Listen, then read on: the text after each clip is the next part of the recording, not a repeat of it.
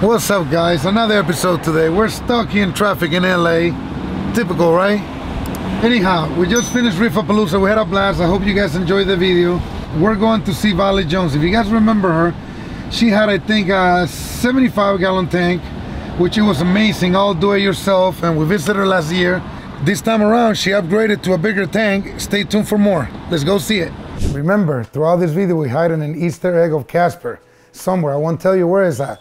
Actually, they're very creative. I'm gonna tell them to help me hide it somewhere.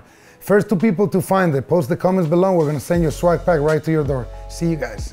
All right, guys, we just made it inside Valley Jones' house. We're back at it. What's up? Back at it, boy. So, we're excited to be back. Last year, you invited us over, we met you. You had a 75-gallon tank? 55-gallon. 55, I thought it was a 75. 4 foot. So this is a big upgrade. 7 feet. 7 feet. We went from 4 feet to 7 feet. And all the corals that were in the 4 feet have now been spread across the 7 foot. And we're just patiently waiting for them to grow. So normally, when I do my tours, I like tanks a little more grown and a little more mature. But I was super excited the fact that you and Adam last year, you guys did everything do it yourself. Yeah. And I was super impressed how creative you guys were with everything. And when you guys told me that you guys had this 150-gallon tank, 200-gallon system basically, that you guys upgraded to a 7-foot tank, I'm like, I gotta come see this. And since I'm here for Reef in California, we're here for the whole week, I said, you know what, let's come check it out and let's see what you're up to. All right, so what do you do? What do you do? So, as you know, we love a budget. All right. We love a budget. We bought this tank for $200. $200. Where do you guys find these videos? On Facebook. This Facebook marketplace is like some magical place that I never heard of. I need to start. Too bad I don't do social media. Maybe I need to start going in there and finding some of this stuff. So $200. $200. All right. The tank. This obviously doesn't include, like, they didn't include the stand. Basically the glass. Just the glass. The glass. Okay. It was in a lobster restaurant, like for lobsters. Okay. For like 20 years. You guys listen to this, a lobster for 20 years. It was a place of death and now a place of life. But this is where I'm confused. So that's a pretty modern overflow. How is this? Yeah. So this was just the glass box. Like we drilled the tank.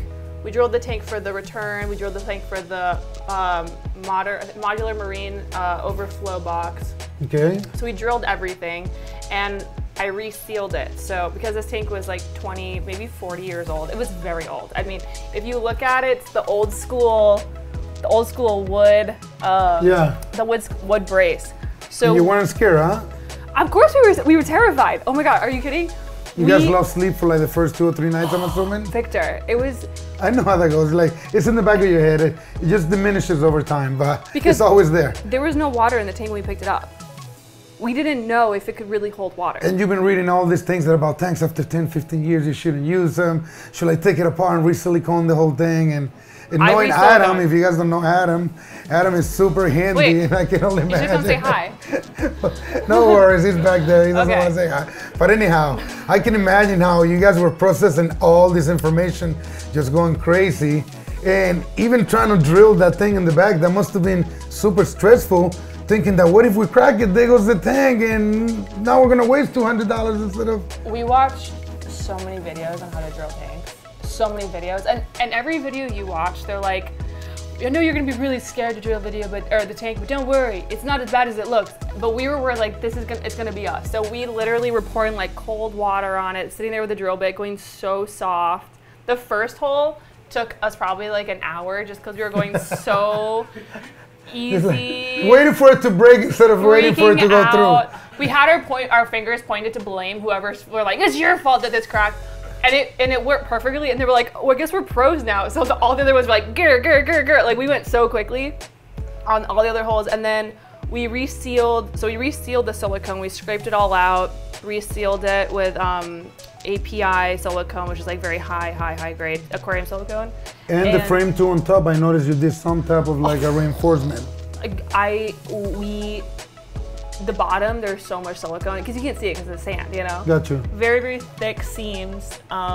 We used a special tool, like a little like squeegee, to make it like perfectly angled. And then This had a ton of scratches from the lobsters trying to escape. So we spent probably, I want to say like maybe a week with cerium oxide and polishing it with a car polisher. So you guys take it to the next level when it comes to do it yourself. I love it. Save those extra couple $100, you know? We're like, was this worth it? Yes, it was. You guys looking to get a home soon.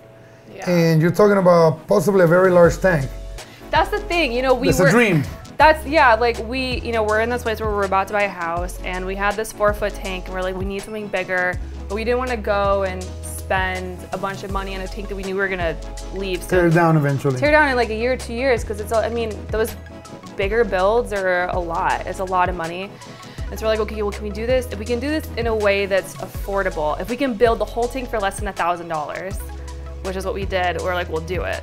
Because we're gonna build this 5,000 gallon tank in our house, and that's obviously gonna be, you know, save the money for that. How big you say? 5,000 gallons? 5,000 to 7,000, I think we're thinking. You're serious? Yeah. We're serious. We're very serious. Are we gonna be blessed to see this in the future, guys? Yeah. Maybe. It's gonna happen. So why so big? Because I feel like it's either you do this, there's no in between. You would do this, or you have to be able to go into it, right? Like, it's gonna be a lot of, you're gonna have to have a person maintaining the tank. No. Yes. No, a person to maintain? Yes. No, I can have a snorkel and I can figure it out. I've been paying to go to Hawaii and scuba dive. It's gonna be so nice to scuba dive in my living room. And who's gonna do your job? My job at my office? Yes. I'm gonna do my job. You're gonna do it underwater. I can. Like, you know that guy, you know that famous guy from Instagram? What's his name? That he's got this big butt and he walks around with the green screen everywhere? That's gonna be her underwater, like, yes, I'm a work with bubbles coming out of her. That's gonna be her. iPhone's waterproof now. Oh, there you go. We're good. All right, so this is our little interim tank. It's 3 months old. 3 months old. 3 months old, which, I mean, again, we're waiting for all these corals to grow in from the 4-foot, because if you remember, our 4-foot tank was jam-packed with coral. So talk to me about the transfer. How did that happen? Yeah, I mean, it was painful. It was interesting. I think we, you know, with this tank, we filled it up with water. We put we got the rocks in, because we put a lot of new rock in because it was so much bigger. I left this space open because I was determined to be able to put a divider in the tank. In case fish needs to come out. Yeah, or because I feed the torches sometimes, and like my tangs would always grab the benepets off the torches, and so I told my partner, I was like, in this tank, I wanted to be able to divide it in half, no matter what. So that's why you have this sort of break in the rock, and the way that the rock is set up is because I basically there's a egg crate that I cut, so I can put this down perfectly and completely separate the tank. So whenever I introduce a new fish, this area basically is an acclimation box. I love the idea. It's been... You separate the tank into 2 tanks. Yeah, so I have all my tangs over here, and if I put in like this leopard wrasse, I mean, as we know, they're almost impossible to keep. They get really scared, they don't leave the sand, they die easily. And that's super cool. I mean, the reason why that leopard wrasse is alive is because I was able to put the divider into the tank and separate my Achilles tang and my purple tang, who is, as we know, is a little bitch. And then this entire area was for the leopard wrasse, and he got to have, or she, because it's a female, got to have this entire section of the tank for a week and a half and get acclimated and learn to eat frozen food. And oh, is that our egg crate? That is so cool. Yeah, so this, literally, I'll show you. I mean, I don't know if we want to, but basically. So you have a way of doing it, basically. Yeah, so literally we just put this. Do they get spooked out and they start running? No, because they've seen it, you know. And then I'm able to completely divide. That's so cool. The tank in half. You always reading, you always watching videos.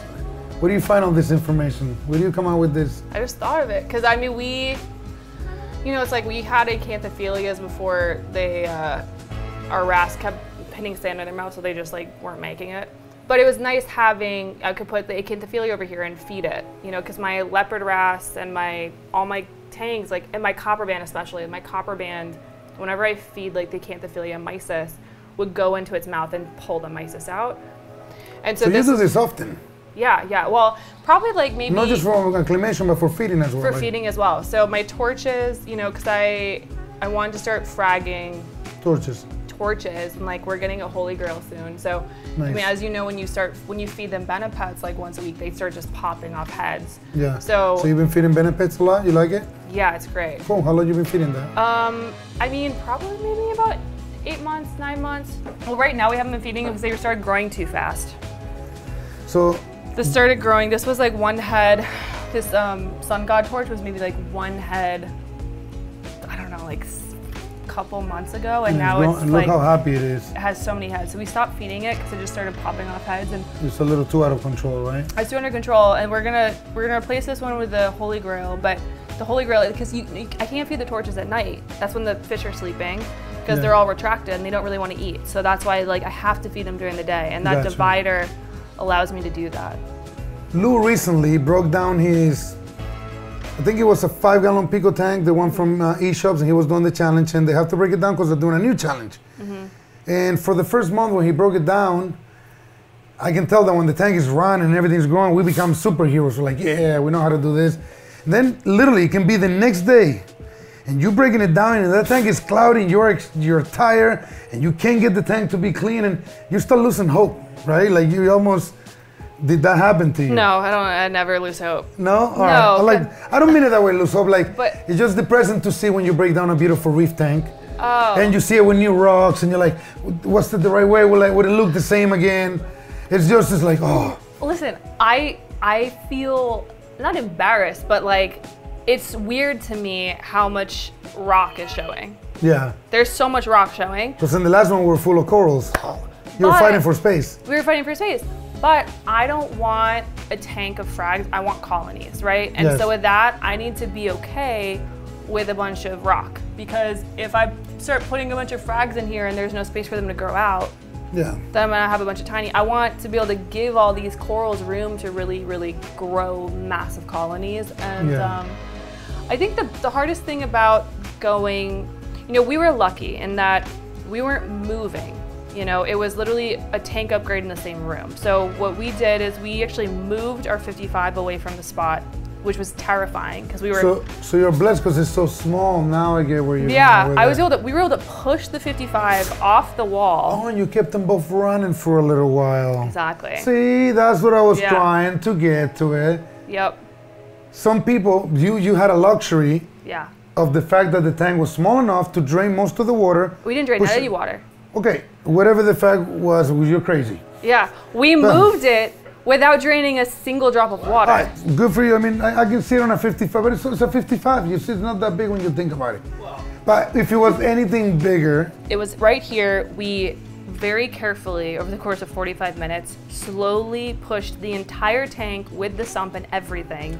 If you ever have to do that again, you get a brute trash can, drain it all the way to where the fish can be in there, just like when you do a water change, and you just push it and pump the water back in. Yeah, so, we moved it, and then we did, obviously, like you said, we did it both at the same time. So we built this tank while our other tank was operating, had the live rock in here, took some of our live rock from our tank, put it over here, let it seed with Dr. Tim's, and then I moved over the most aggressive corals first that had the most chemical warfare, like our Space Invader. We had a giant Space Invader colony that unfortunately died because it got too damaged and it got a bacterial infection. But we moved the Space Invader over first. Basically any corals that had really, really intense, had very intense chemical warfare, we moved those over first because we knew that they were going to upset. You know what they do. You know which ones are the aggressive ones, right? Yeah, Space Invader. I think the thing is, like the torches get mad when they're moved around. But you know which ones they are. You get to know them. So we moved over those first, and then put some activated carbon, let them get settled after a couple days, and then we moved over the other corals that were less sensitive. We moved over the acros last. All right. And how long were both tanks running together simultaneously? For about 2 weeks. About 2 weeks? Yeah. Wow. You weren't playing. You were anxious. No. You're like, are we there yet? Are we there yet? Are we there yet? Because I think you should have waited a little longer, but hey, it's already here. Yes. Tank is literally 3 months old. 3 months old. And you grew that much coralline already in 3 months. Isn't that crazy? Soaking up alkalinity. Alkalinity. Crazy. It took me a long time to get above. I was going down to 5, and I was putting in hundreds of milliliters of alkalinity, and I was dumping in magnesium. My magnesium was at like 1,400, 1,500. So since we're talking chemicals. Yeah. You still using basically the same stuff as last year, mostly? Yeah, I dose. Remind me, what brands are you using? I do BRS. BRS, Yep. okay. For A and B?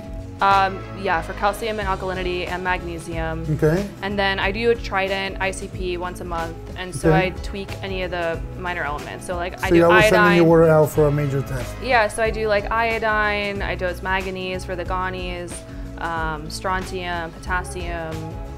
I weirdly, like bromide I run low on a lot. I don't know why.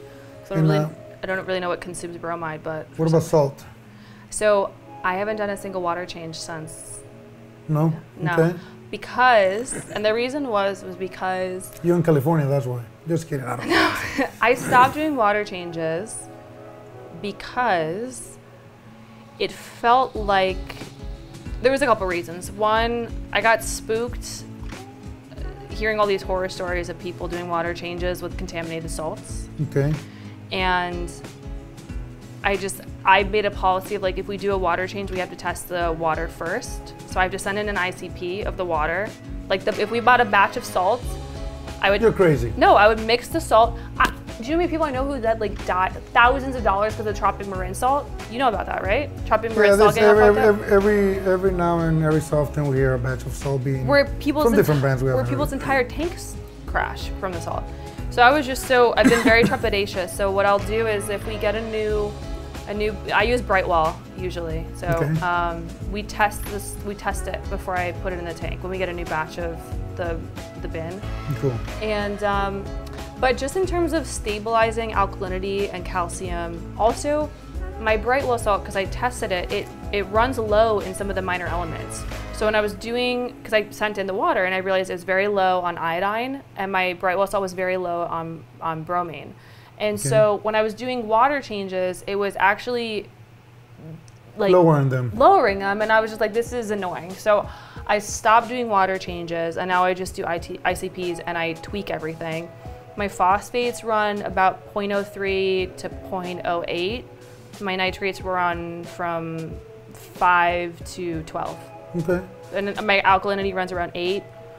Calcium around like 450 and magnesium around like 1450. Okay. And now that you have a bigger fish tank, what are the new fish that you introduced? Are these any of these were from the old tank? The clowns are from the old tank. The purple tang from the old tank. Okay. And then. You don't like her too much. She's got, you know what's so funny? You said once she's getting too bossy because she doesn't have another tang. We put another tang in and she completely changed her personality. She's so much nicer now. Yeah. She is, because she has a new enemy. So it worked what I told you. You worked what you told us. But you don't want to listen to me on some things. Because you said I feed too much? My nitrates and phosphates are perfect. So what's your excuse? I guess I don't know. We're gonna let her do her thing, guys. Tell me the ramification of me how much I feed. I've been feeding them twice a day, that exact amount for 3 months. My recipe, no, seriously, this is like cooking. It's not me challenging you. When I see you feed those multiple cubes at once. Yeah. I mean, even if like right now you fed 20 minutes ago, you could have done another little pinch right now and another pinch. It just continues the food for everyone to eat. The food is available and it gets consumed more. If you pay attention to when you're feeding, yes, a lot of the food is getting eaten, but a lot of it is going to go into the rocks and a lot of it is going to start going into your overflow. And it's a waste of energy. It's more water changes, even though you're not doing them. Hey, again, you changed your method of reefing. I was just giving you my own tip. That's it. I'm not here to change what you do. Here's my argument against that. Yeah. My copper band eats slowly, like any copper band. Yeah. My Achilles tang is a bullet and zips around the tank and out eats everybody. If I did little bits of the time, my copper band would never get food. No? No. And I also have a Yasha goby who barely gets any food, even with how much food I put in. The copper band and the Yasha goby, and then... Does it have a pistol shrimp? Yeah, it has a pistol shrimp. They're paired. He'll bring him food. No, I think the Yasha goby brings it. But my point is the copper band, you know, I want the copper band to stay fat, which is why I put so much mysis in. And oh, he's definitely chunky right now. He's super happy. That copper band right now is flawless right there. Flawless, flawless. And my Achilles is doing pretty well. She scraped her eye. So I wanted to ask you about that. So it's a very difficult fish to keep doing well. Yeah. It's not difficult to keep him to get him to do well is difficult to keep him doing well long term. Yep. Because anything happens on the tank, anything. He catches egg, and then he literally will start, everybody else will start catching egg. Anything stresses him out. Let's say if you were to lose power for an hour, that fish will catch egg. Yeah. No, nobody else will. Everybody will be fine by him. He's known for just. And then it will grow on him, and it will override the immunes of other fish. Yeah, I mean the Achilles is obviously very sensitive. You know, we have 2 UVs running. I have 2 25-watt Panteras running. So Gotcha. Like overboard on the UV, both at the flow rate of like 80 gallons per hour. So it's for ick. I feed a lot, as you know. I feed it nori with Selkin every day.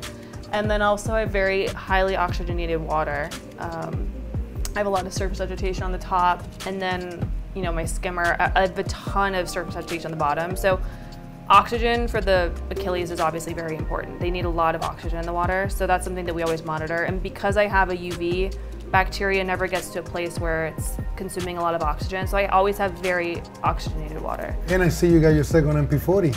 I did get my second MP40. I know you guys were like, I was like, it's enough for the one thing. Do you ended up putting 2 in the 55? Yeah. You guys are crazy. Nope. Were the fish surfing? Well, because you know what happened? We only had 1, and then some of our SPS started dying because it wasn't getting the right flow. Gotcha. So we had to replace that and then get the MP40. Because the tank was too overgrown, is that what it was?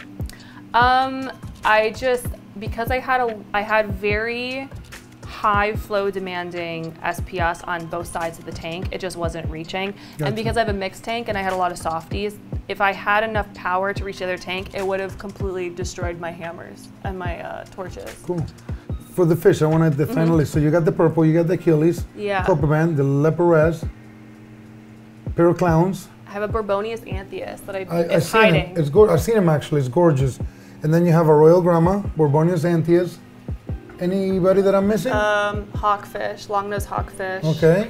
I have a yellow chorus wrasse that Yeah, I've seen that one. He's sleeping because it's nighttime. Gotcha. Oh, and then you get an algae blenny. Yeah, I don't even know where my Borbonius anthias went. I've seen him. He was around earlier. Probably in the cave. He doesn't like the bright light because they're from deep water. Do you have any plans to do any more fish? No. You're This is done. all. This is all. Yeah, just because, you know, I feel guilty having the Achilles in this tank because it feels small to me for the Achilles. And it's 7 feet long. I think you got a lot of open space and you got a lot of flow. I think what they really, really need, have you ever seen them surfing in front of the power edges? Not really. We call her she. Oh, there he is, Pikachu! Yeah. This is Beautiful. Pikachu. So, equipment real quick. Yeah. So you're running the MP40s. Last time you were running the Aqualumination, the primes? We have 7 AI primes on this. 7? So it's like, yeah, so it's 1 AI prime per foot. Okay, 7 of them. And then can we look at the filtration real quick? So this, Oh, wow. let's do a little. Wow, I'm way. impressed. This is, we gotta show this off. So, okay, break this down for me. Okay, so we built a stand from wood from Home Depot. Okay. 2x4s? You went Yeah. crazy. You did some 4x4. Yeah, we did 4x4s. Talk about Reef. What are you parking a car in here? Yeah. We did not want it to. We did 4x4s. We reinforced every corner with stainless steel brackets. Okay. And then we got a 29 gallons just tank from Petco, and then got a DIY sump kit and siliconed it ourselves. Okay. So this sump, all in all. Who does that do-it-yourself kit? It's I can't remember. Fiji Cube.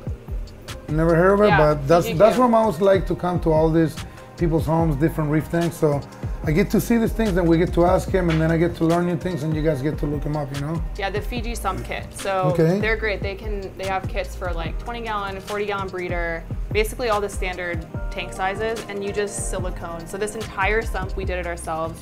I think the kit's like $100. So all in all, this sump was like maybe 130.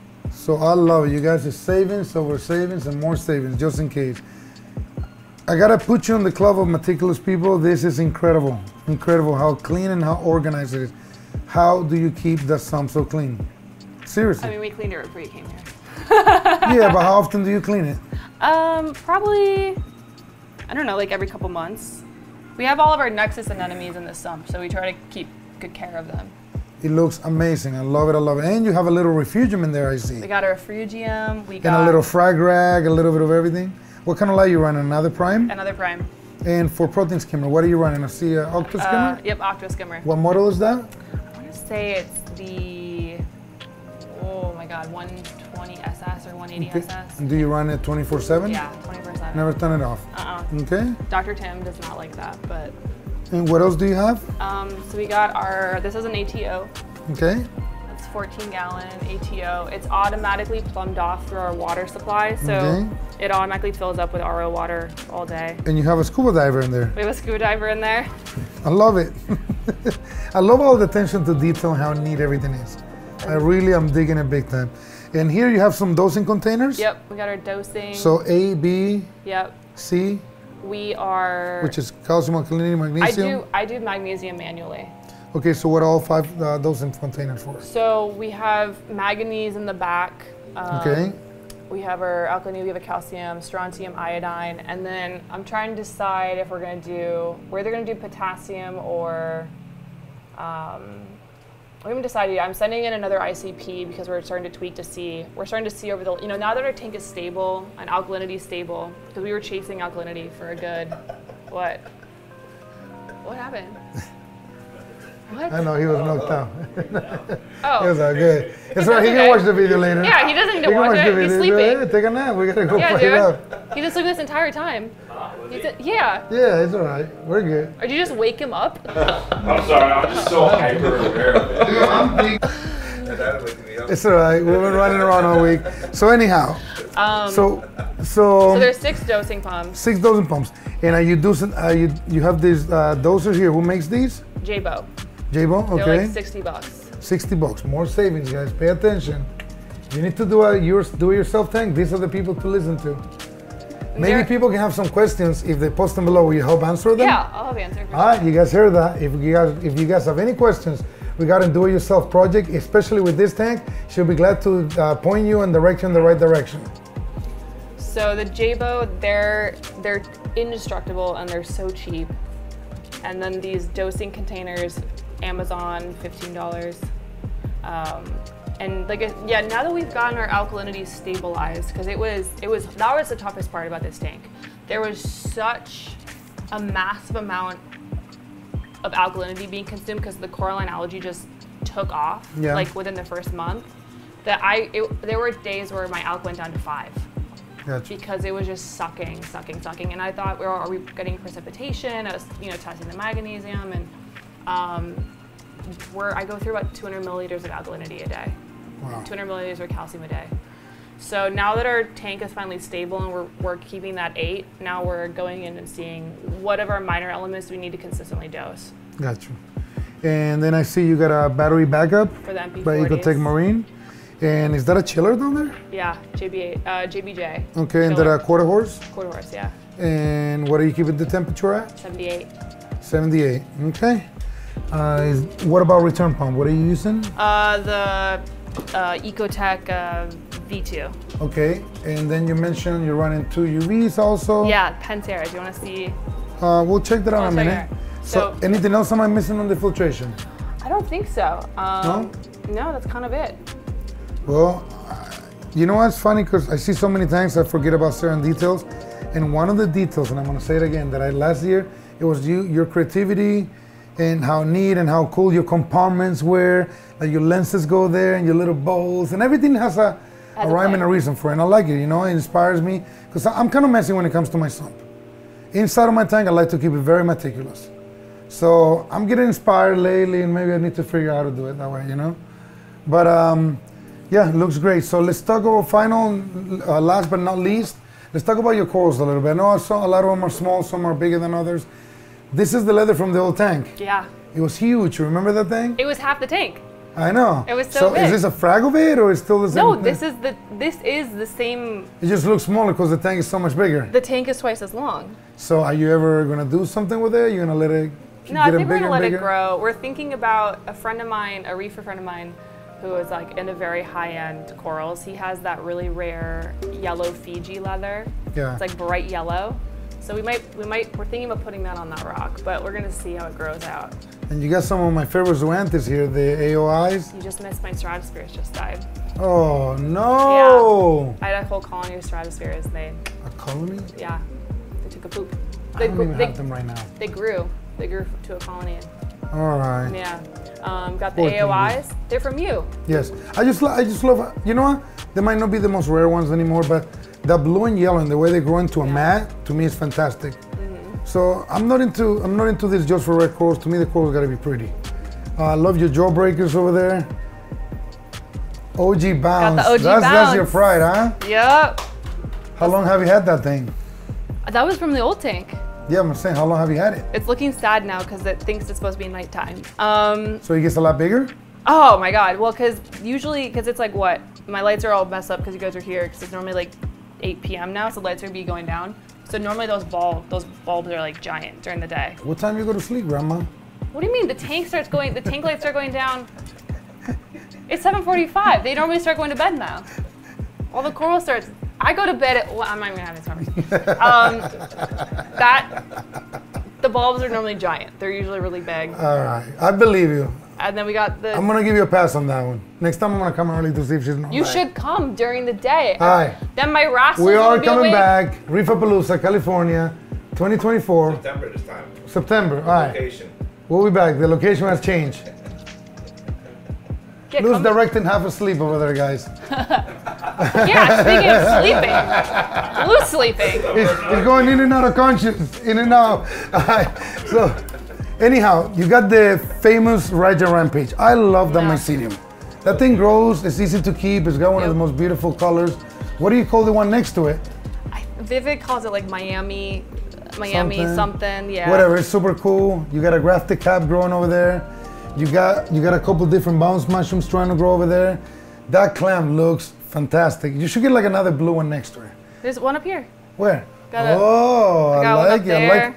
like how you camouflage it in between the acres. I love it. What else? This logo here is so Crazy. healthy. Isn't that insane? You know what? What's funny? A coral like that is so simple. A lot of people will pass on that type of coral, and it looks fantastic. And then this beautiful grafted digi here looks great. We got So. the Ghani garden is these are our poles from Reefapalooza, all these little Ghanis in the bottom. That's why they're not sticking out. A lot of Ghani's been coming in lately. A lot of different selection for them. We got the glitter Ghani on the bottom. One more question before we leave. Uh-huh. How do you get this tank in here? Because I know you have an elevator. It's kind of like tight quarters around here. The door's not too big. Was it hard? That was we didn't know. We bought the tank and then driving it home, we're like, wait, how are we gonna get it in the house? That was sort of one of those situations where the chicken before the egg, we miraculously on a Fernie Donnie were able to get into the elevator. Yeah. By like, If it was any by bigger, an wouldn't it eighth fit? of an inch. You serious? We had to stand it up and then And literally reel by it in. an eighth of an inch. Yeah.